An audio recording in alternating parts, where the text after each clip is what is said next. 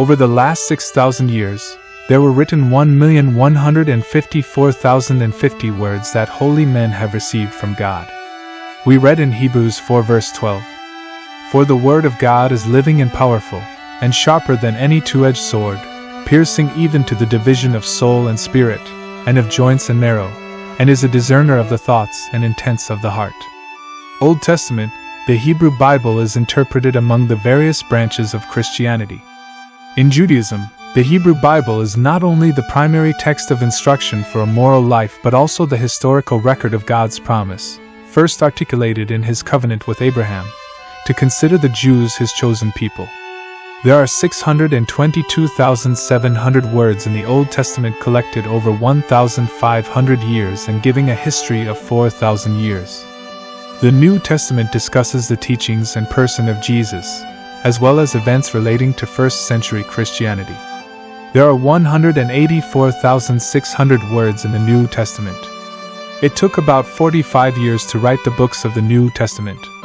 There is no other sacred text in the history of the world that more people have accepted as the Word of God than the New Testament.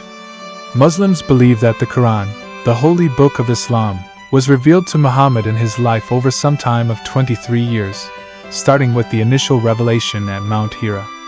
After the Prophet's death, his successors compiled these divine revelations in a manuscript. The Quran has 77,430 words that are accepted as the Word of God by 1.8 billion, or more than 25% of the world's population. The Book of Mormon has 269,320 words and covers a history from the Tower of Babel to 425 AD.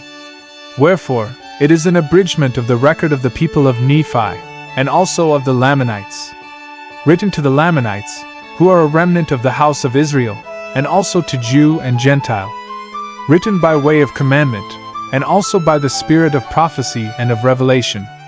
Written and sealed up, and hid up unto the Lord, that they might not be destroyed. To come forth by the gift and power of God unto the interpretation thereof. Sealed by the hand of Moroni, and hid up unto the Lord, to come forth in due time by way of the Gentile. The interpretation thereof by the gift of God. The Book of Mormon was translated in 90 days from gold plates by a 23-year-old man whose name was Joseph Smith. The Book of Mormon has 24% of the words from the history of man as calculated from those books that declare the greatness and power of the one God. In the totality of human time, the coming forth of the Book of Mormon was like a second, and it was done through a young man who had only a few years of school.